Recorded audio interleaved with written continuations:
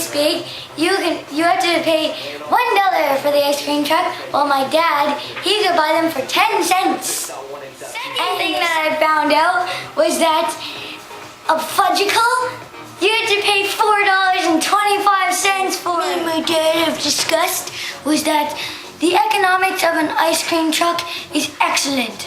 So I'm gonna build myself an ice cream truck and it's gonna have like giant marshmallows and spinny popsicles and ice cream truck. It's gonna have twirly licorice sticks. My ice cream truck has marshmallows and bouncy.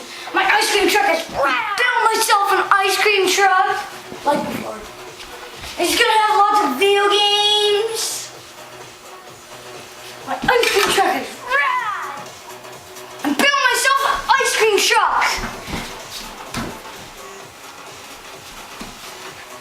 It's gonna have a poker